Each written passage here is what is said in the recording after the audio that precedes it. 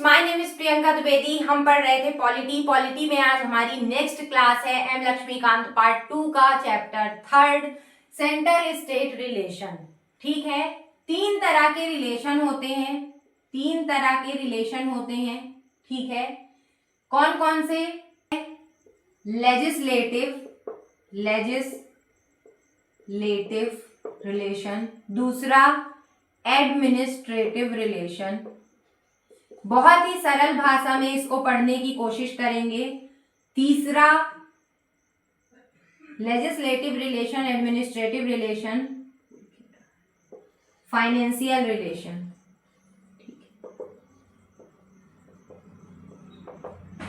ठीक है, तो सेंटर स्टेट रिलेशन में legislative relation, administrative relation and financial relation, ये तीन रिलेशन हम पढ़ेंगे सेंटर और स्टेट के बीच में। ठीक है, लेजिस्लेटिव रिलेशन से स्टार्ट करते हैं। लेजिस्लेटिव रिलेशन दो तरह के होते हैं।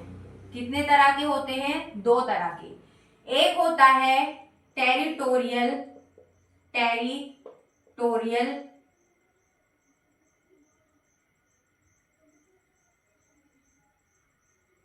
जुरिस्डिक्शन और दूसरा होता है सब्जेक्ट मैटर जुरिस्डिक्शन।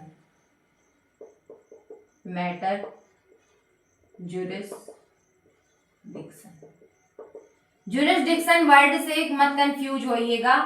ठीक है, टेरिटोरियल जुरिस्डिक्शन मतलब कि ठीक है, legislative relation, territorial jurisdiction, subject matter jurisdiction क्या है समझाते हैं। टेरिटोरियल जुरिस्डिक्शन वर्ड से कंफ्यूज मत होइएगा। ठीक है,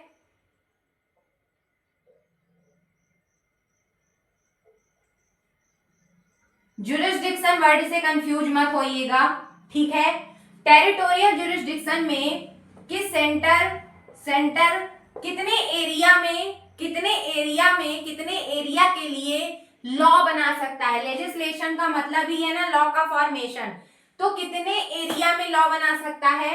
स्टेट जो है वो कितने एरिया में लॉ बना सकता है। इसके बाहर जो आता है उसको कहते हैं एक्स्ट्रा टेरिटोरियल।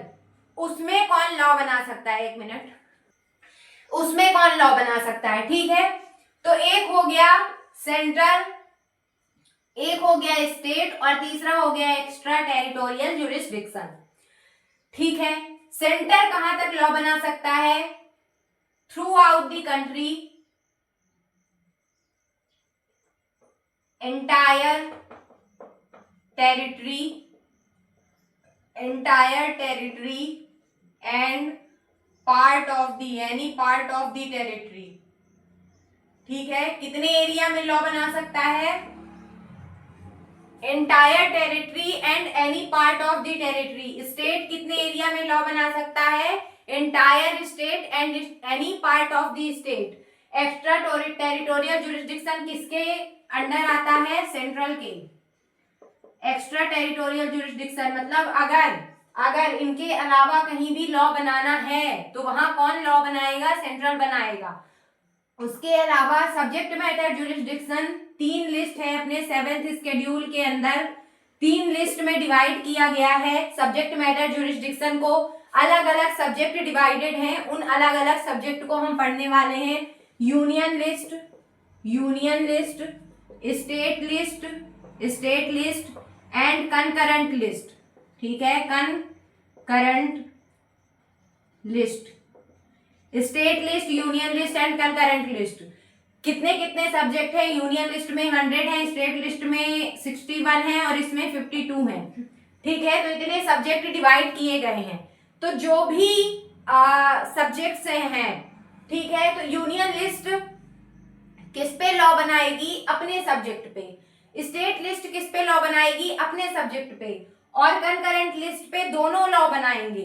इसके अलावा article 248A residuary power.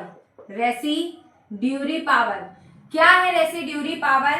Residuary power मतलब वो सब्जेक्ट जो यूनियन लिस्ट में भी नहीं आते, स्टेट लिस्ट में भी नहीं आते, कंकरेंट लिस्ट में भी नहीं आते हैं, बच जाते हैं तो उनको हम कहते हैं, वो रेसिड्यूरी पावर, उनपे लॉ बनाने की पावर जो किसके हाथ में है, वो पावर है सेंट्रल के हाथ में। इसीलिए आर्टिकल 248A के अंदर रेसिड्यूरी पावर को रखा गया, जिसमें जो इन तीनों लिस्ट में नहीं आते हैं उन सब्जेक्ट्स पे लॉ बना सकती है कौन, सेंटर। ठीक है, तो लेजिस्लेटिव रिलेशन आपको समझ में आ गया होगा। इसके आगे बढ़ते हैं, अभी और है। ठीक है, इसके आगे बढ़ते हैं। होता क्या है जब जुरिस्डिक्शन होता है किसका, सेंट्रल स्टेट और एक्स्ट्रा टेरिटोरियल, तो ऐसा नहीं है कि सभी मानते ही हैं। अगर आप कुछ एक्सेप्शंस देखो, इसको मिटा दें,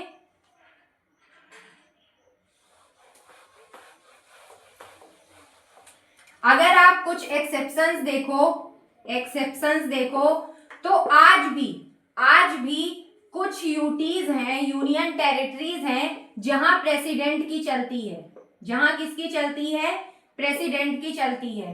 तो वहां पे सेंटर स्टेट ये सब काम नहीं आते हैं। उसके अलावा 5th एंड 6th शेड्यूल कभी भी कह सकती हैं कि हमारे ऊपर आपके जो रूल है वो काम नहीं करेंगे। 5th 6th शेड्यूल हमने आपको पढ़ाया है पहले। तो 5th 6th शेड्यूल जो है वो कभी भी कह सकती हैं कि हमारे ऊपर आपका जो लॉ है वो इम्प्लीमेंट नहीं होगा, बिल्कुल भी इम्पोज नहीं होगा। तो ये कुछ एक्सेप्शंस हैं। इसके अलावा सेंट्रल जो है वो स्टेट के सब्जेक्ट में कब लॉ बना सकता है, सेंटर अपने सब्जेक्ट में लॉ बनाता है। इसके अलावा एक्स्ट्रा टेरिटोरियल सब्जेक्ट में लॉ बनाता है। रेसिड्यूरी पावर भी सेंट्रल के पास है, लेकिन एक पावर जो स्टेट के पास है उस पे भी सेंट्रल लॉ बना सकती है। तो कौन सी स्थिति है जिसमें सेंट्रल लॉ बनाती है, तो नंबर वन है इमरजेंसी के टाइम पे जब स्टेट की लेजिस्लेटिव एंड एग्जीक्यूटिव पावर छिन जाती है, तो इमरजेंसी के टाइम पे कौन लॉ बनाता है, सेंट्रल लॉ बनाती है। ठीक है, नंबर सेकेंड कब बनाती है, स्टेट के रिक्वेस्ट करने पर। अगर स्टेट कह रही है कि इस पर्टिकुलर मैटर पे आप रूल बनाइए, तो सेंट्रल उस मैटर पे रूल बनाएगी। ठीक है, नंबर थर्ड, राज्यसभा को अगर कोई भी स्टेट में जो सब्जेक्ट्स हैं 61, तो अगर कोई भी स्टेट सब्जेक्ट राज्यसभा को ऐसा लगता है कि it is of national importance, ठीक है, it is of national importance, ये नेशनल इंपॉर्टेंस का है, तो क्या कर सकती है राज्यसभा, रेजोल्यूशन पास कर सकती है लॉ बनाने के लिए। राज्यसभा रेजोल्यूशन पास करती है कोई भी पॉलिसी, न्यू पॉलिसी फॉर्मेशन के लिए या लॉ बनाने के लिए। इसके अलावा नंबर 4 क्या है, प्रेसिडेंट रूल। ठीक है, प्रेसिडेंट रूल जब लगता है तो जो स्टेट की एग्जीक्यूटिव एंड लेजिस्लेटिव पावर क्या होती है, इन्फ्रिंज हो जाती है, तो उस टाइम पे भी सेंटर लॉ बना सकता है। मतलब कि स्टेट लिस्ट पे लॉ बना सकता है। तो सेंटर स्टेट लिस्ट पे कब लॉ बना सकता है, स्टेट के रिक्वेस्ट करने पे, इमरजेंसी टाइम पे, नेशनल इमरजेंसी या फाइनेंशियल इमरजेंसी लग गई, इसके अलावा प्रेसिडेंट रूल लग गया, रेजोल्यूशन पास करती है राज्यसभा को ऐसा लगता है कि ये पर्टिकुलर सब्जेक्ट जो है वो नेशनल इंपॉर्टेंस का है, तो उस समय राज्यसभा रेजोल्यूशन पास कर सकती है पर्टिकुलर पॉलिसी फॉर्मेशन के लिए। ठीक है, तो लेजिस्लेटिव रिलेशन आपको समझ में आ गया। आगे बढ़े एडमिनिस्ट्रेटिव रिलेशन में। एडमिनिस्ट्रेटिव रिलेशन छोटा सा है तो थोड़ा बाद में कर लेते हैं, पहले फाइनेंशियल रिलेशन कर लेते हैं। आर्टिकल 268 टू 293 ये रिलेटेड है किससे, फाइनेंशियल रिलेशन से। आर्टिकल 268 टू 293, ठीक है। आर्टिकल 268 टू 293 किससे रिलेटेड है, फाइनेंशियल रिलेशन से रिलेटेड है। अच्छा, इसके आगे बढ़ते हैं। इसके आगे बढ़ते हैं तो नंबर वन क्या कहता है financial relation? Imposition of tax. Number second distribution, समझाते हैं, डिस्ट्रीब्यूशन ऑफ टैक्स। ठीक है, imposition of tax, number second distribution of tax. ठीक है, इम्पोजिशन ऑफ टैक्स कैसे, क्या? इम्पोजिशन ऑफ टैक्स आर्टिकल, ठीक है, एक लिख लेते हैं हम सेंटर, एक लिख लेते हैं हम स्टेट, ठीक है, और एक लिख लेते हैं हम बोथ। ठीक है, तो सेंट्रल क्या करती है? सेंट्रल उन सब्जेक्ट्स पे टैक्स इम्पोज कर सकती है, टैक्स लेवी कर सकती है, टैक्स लगा सकती है, लेवी वर्ड यूज कर सकते हैं आप, टैक्स लगा सकती है, दो सब्जेक्ट्स इन्यूमरेटेड इन सेंटर लिस्ट। ठीक है, सेंटर उन सब्जेक्ट्स पे क्या कर सकती है? टैक्स इम्पोज कर सकती है, दो subjects enumerated in central list. State क्या कर सकती है? स्टेट उन सब्जेक्ट पे टैक्स इम्पोज कर सकती है, दो सब्जेक्ट्स इन्यूमरेटेड इन स्टेट लिस्ट। ठीक है, समझ में आ गया कि सेंट्रल और स्टेट किन किन सब्जेक्ट्स पे बना सकते हैं। रेसिड्यूरी जो सब्जेक्ट्स इनके अलावा आते हैं उस पे टैक्स कौन इम्पोज करेगा? तो आप कहेंगे सेंट्रल। ठीक है, जो सब्जेक्ट इन्यूमरेटेड है सेंट्रल लिस्ट में उसमें कौन लॉ बनाए, टैक्स इम्पोज करेगा? सेंट्रल। जो सब्जेक्ट इन्यूमरेटेड है स्टेट लिस्ट में उनमें कौन टैक्स इम्पोज करेगा? स्टेट। जो सब्जेक्ट सेंट्रल और स्टेट दोनों में नहीं है तो उनपे कौन टैक्स इम्पोज करेगा? सेंट्रल। ठीक है, यहां तक क्लियर है। इसके अलावा डिस्ट्रीब्यूशन ऑफ द टैक्स, तो आर्टिकल 268, 269, 270 एंड 271। ठीक है, आर्टिकल 268 क्या कहता है? आर्टिकल 268 कहता है कि जो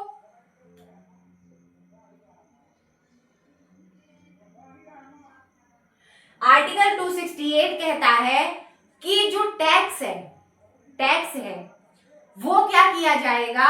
इम्पोज किया जाएगा, लेवी किया जाएगा, किसके द्वारा? सेंट्रल के द्वारा, और कलेक्ट किया जाएगा स्टेट के द्वारा। ठीक है, आर्टिकल 269 कहता है कि इम्पोज भी सेंट्रल के द्वारा किया जाएगा, कलेक्ट भी सेंट्रल के द्वारा किया जाएगा, असाइंड किया जाएगा किसके द्वारा? स्टेट के द्वारा। आर्टिकल 270 क्या कहता है कि लेवी भी सेंट्रल करेगा, कलेक्ट भी सेंट्रल करेगा, असाइन भी सेंट्रल करेगा, लेकिन डिस्ट्रीब्यूट किसके बीच में होगा? स्टेट्स के बीच में होगा। एक बार और समझाते हैं। 268 क्या कहता है कि जो टैक्स लेवी की पावर है, टैक्स लेवी करने की पावर है, वो कौन करेगा? सेंट्रल करेगा, लेकिन कलेक्ट कौन करेगा? स्टेट करेगा। आर्टिकल 269 क्या कहता है कि लेवी और कलेक्ट दोनों सेंट्रल करेगा, assigned by state, state assign करेगा। इसके अलावा आर्टिकल 270 क्या कहता है कि लेवी, कलेक्ट, असाइन सब सेंट्रल करेगा। एक एक स्टेप बढ़ाते जाना है। पहले लेवी सेंट्रल करेगा, कलेक्ट स्टेट करेगा, फिर लेवी और कलेक्ट स्टेट सेंट्रल करेगा, असाइंड स्टेट करेगा, फिर लेवी और कलेक्ट और असाइंड सेंट्रल करेगा, डिस्ट्रीब्यूट होगा किसके बीच में? स्टेट्स के बीच में। डिस्ट्रीब्यूट होगा किसके बीच में? स्टेट के बीच में। और article 271 is related to surcharge, एक तरीके का ये भी टैक्स होता है। ठीक है, इसके अलावा फाइनेंशियल रिलेशन में और क्या आता है? फाइनेंशियल रिलेशन में आते हैं ग्रांट्स, बोरोइंग। अगर आप इनको, मैंने बहुत सरल लैंग्वेज में समझाने की कोशिश की है, लास्ट में पूरा करा देंगे, लेकिन ये बहुत सरल लैंग्वेज है। बुक की लैंग्वेज थोड़ी सी टफ थी, उससे बिल्कुल नॉर्मलाइज की बोरोइंग में, जैसे अगर फाइनेंशियल रिलेशन पढ़ते हैं तो लेजिस्लेशन कौन कौन कर सकता है, फिर उसके बाद सब्जेक्ट मैटर ज्यूरिसडिक्शन हो गया, फिर उसके बाद जो टैक्स लेवी करने में तो कैसे डिस्ट्रीब्यूशन होगा, कैसे इम्पोजिशन होगा, कौन कौन से सब्जेक्ट्स पे इम्पोजिशन हो सकता है, कौन कौन करेगा। तो सीधा सीधा सिंपल जैसे लेजिस्लेशन है वैसे फाइनेंशियल रिलेशन है, इसीलिए मैंने लेजिस्लेशन के बाद फाइनेंशियल रिलेशन करा दिया।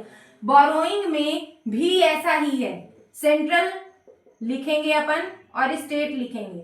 सेंट्रल कहां से बोरोइंग कर सकता है, इनसाइड द कंट्री, मतलब एंटायर कंट्री में, inside the country and outside the country, inside the country and outside the country. Borrowing से रिलेटेड आर्टिकल है 292 एंड 293, ठीक है। Inside the country and outside the country, state कहां से कर सकता है, inside the state and inside the country, मतलब कंट्री में और या फिर स्टेट में, इतने में बोरोइंग कर सकता है। और जो सेंट्रल है वो आउटसाइड स्टेट या इनसाइड कंट्री कर सकता है, ठीक है। ग्रांट्स कौन कौन से हैं, ग्रांट्स क्या होते हैं कि सेंट्रल की तरफ से स्टेट्स को कुछ मदद दी जाती है, ठीक है, तो वो क्या कहलाते हैं, ग्रांट्स कहलाते हैं। तो ग्रांट्स कौन कौन से हैं, एक है स्टैट्यूटरी ग्रांट, स्टैट्यूटरी मतलब ही है कानूनी रूप से। तो जो स्टैट्यूटरी ग्रांट्स है वो मतलब परमानेंट है, वो देने ही होंगे, किसी भी कंडीशन में देने होंगे, तो वो क्या कहलाएंगे, स्टैट्यूटरी ग्रांट कहलाएंगे। उसके अलावा स्पेसिफिक ग्रांट, स्पेसिफिक ग्रांट जो किसी स्पेसिफिक स्टेट को या यूटीज को दिए जाएंगे, तो ये किसको दिए जाते हैं, स्केड्यूल्ड ट्राइब्स को दिए जाते हैं, ठीक है, स्केड्यूल्ड ट्राइब्स को दिए जाते हैं। एम आई right?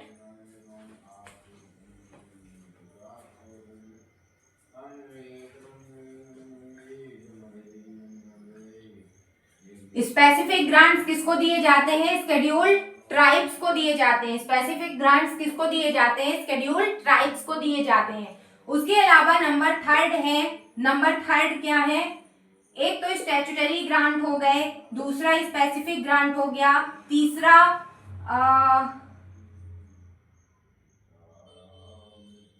Specific grant scheduled tribes को दिए जाते हैं। इसके अलावा statutory grant, specific grant, discretionary grant, discretionary grant. Discretion का मतलब होता है आपकी इच्छा है तो दे दो, नहीं है तो मत दो। तो डिस्क्रिशनरी ग्रांट जो है, डिस्क्रिशनरी ग्रांट जो है वो सेंट्रल जो है वो किसी ऐसे स्टेट को देता है जिससे वो अच्छे संबंध बनाना चाह रहा है या किन्हीं कारणों से उनको खुश करना चाह रहा है या उनकी हेल्प करना चाह रहा है। तो डिस्क्रिशनरी ग्रांट जो है वो इच्छानुसार है, स्टैट्यूटरी ग्रांट है बिल्कुल पाबंद की आपको देना ही है, स्पेसिफिक ग्रांट स्केड्यूल्ड ट्राइब्स के लिए है। तो इस तरीके से ग्रांट इन एड दिए जाते हैं, एक तरीके से मदद दी जाती है सेंट्रल के द्वारा। तो फाइनेंशियल रिलेशन में हमने क्या क्या पढ़ा, सबसे पहले हमने पढ़ा इम्पोजिशन ऑफ टैक्स, उसके बाद हमने क्या पढ़ा, इस वीडियो को आप 1 2 3 बार देखेंगे, बहुत अच्छे से आपको समझ में आ जाएगा, एक ही बार में आ जाएगा, ठीक है। तो फाइनेंशियल रिलेशन में हमने इम्पोजिशन ऑफ टैक्स पढ़ा, दूसरा हमने डिस्ट्रीब्यूशन ऑफ टैक्स पढ़ा, उसके अलावा हमने बोरोइंग पढ़ी, उसके अलावा हमने क्या पढ़ा, ग्रांट्स पढ़ा, ठीक है। अब आगे कुछ चीजें पढ़ते हैं।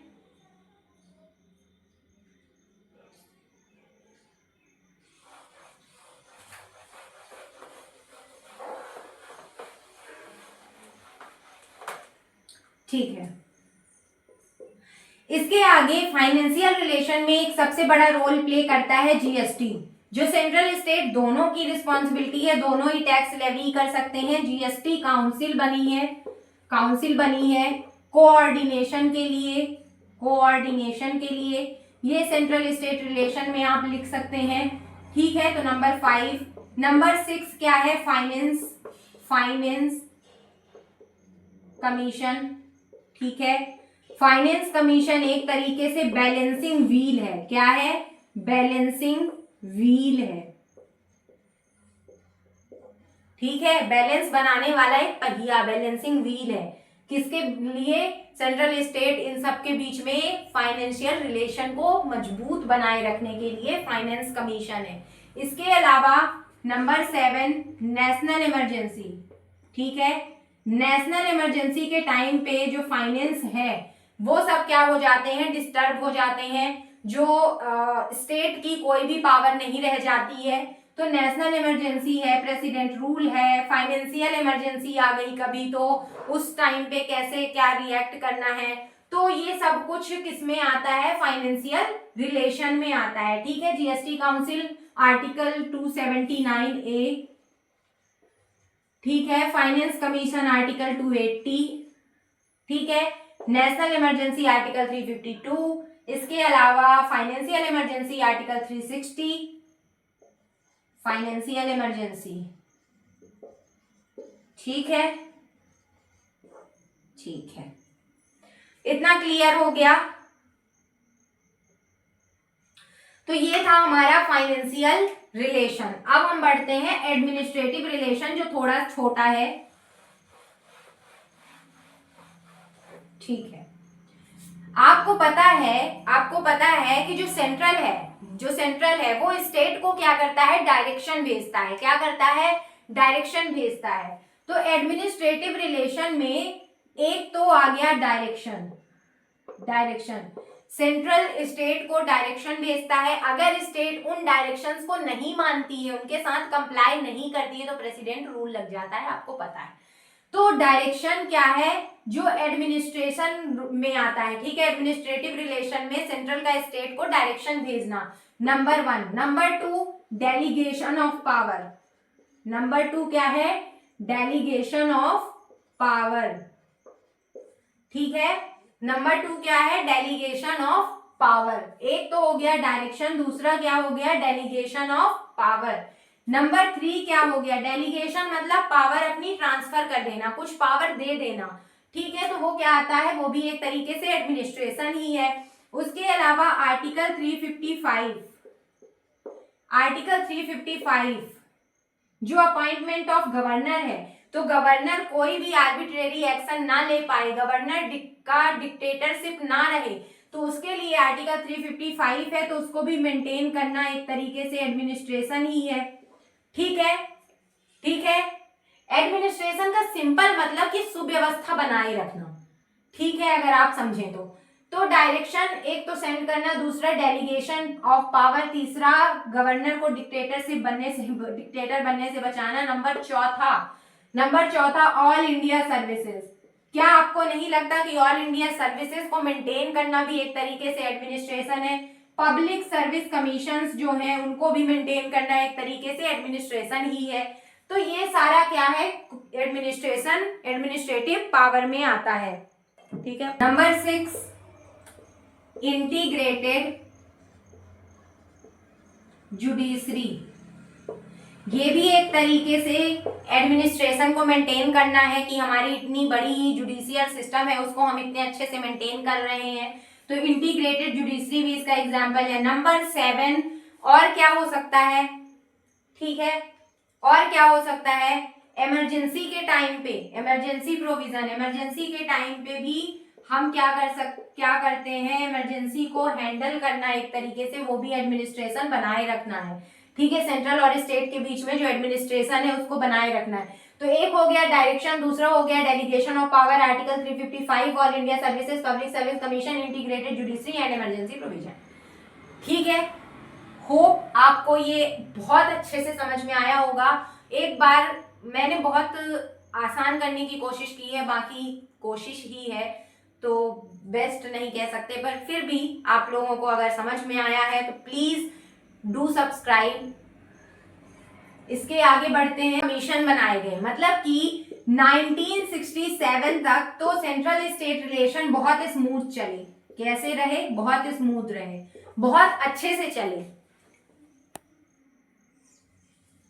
ठीक है, तो 1967 तक सेंट्रल स्टेट रिलेशन बहुत अच्छे से चले, लेकिन इसके बाद प्रॉब्लम आने लगी। इसके बाद सेंट्रल स्टेट के रिलेशन डगमगाने लगे। तो कुछ गवर्नमेंट ने कमीशन बनाए और उस कमीशन, कौन कौन से कमीशन है? एडमिनिस्ट्रेटिव रिफॉर्म कमीशन मतलब ARC, नंबर 1। नंबर 2 है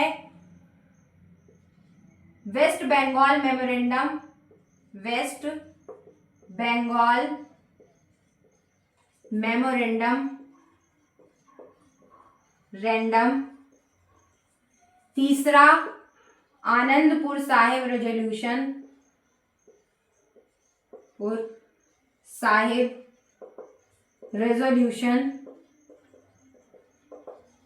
नंबर 4 है West Bengal memorandum Anandpur Sahib resolution. Number 4 है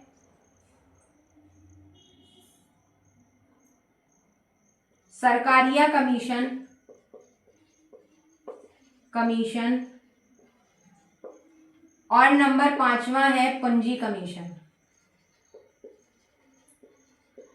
ठीक है, गवर्नर की डिक्टेटरशिप बढ़ने लगी थी, तो गवर्नर की डिक्टेटरशिप से रिलेटेड ये पंजी कमीशन इसने बहुत अच्छे से बताया कि गवर्नर को मतलब कम पावर दो गवर्नर के लिए। एक हमने अभी जब एडमिनिस्ट्रेटिव रिफॉर्म कमीशन जब हमने एडमिनिस्ट्रेटिव रिलेशन पढ़ा, तो एडमिनिस्ट्रेटिव रिलेशन में भी हमने देखा कि गवर्नर के लिए आर्टिकल 355 में गवर्नर की जो डिक्टेटरशिप को है उसको रिड्यूस करने की बात की गई है। तो पंजी कमीशन से आया। सरकारिया कमीशन ने कहा कि मतलब इन सारे जो एआरसी ने कहा और वेस्ट बंगाल मेमोरेंडम, इन्होंने कहा कि जो रेसिड्यूरी पावर है वो स्टेट को दे दो। ठीक है, जो रेसिड्यूरी पावर है वो स्टेट को दे दो, इसके अलावा इमरजेंसी प्रोविजन हटा दो। आनंदपुर साहिब कमीशन ने कहा कि प्रॉब्लम फेडरल सिस्टम में आ रही है, तो आप फेडरल सिस्टम को सुधारो। ठीक है, जैसा फेडरल सिस्टम आपने कॉन्स्टिट्यूशन में मेंशन किया लिखा है, हालांकि फेडरल सिस्टम कॉन्स्टिट्यूशन में डायरेक्टली मेंशन नहीं है, लेकिन फिर भी जो है तो उसको अच्छे से मेंटेन करो। ठीक है, सरकारिया कमीशन ने कहा कि आप इंटर स्टेट काउंसिल बनाओ, जोनल काउंसिल बनाओ, जो बनी हुई है आज के डेट में। ठीक है, तो ये सब कुछ जब प्रॉब्लम आने लगी तो ये सारे कमीशन बनाए गए और इन कमीशंस के थ्रू क्या हुआ, सुधार करने की कोशिश की गई। ठीक है, आई होप आपको ये वीडियो पसंद आया होगा। अगर आपको ये वीडियो पसंद आया प्लीज डू सब्सक्राइब, शेयर और हमें सपोर्ट कीजिए, लाइक कीजिए। मिलते हैं नेक्स्ट वीडियो में पूरी एनर्जी के साथ, तब तक के लिए जय हिंद।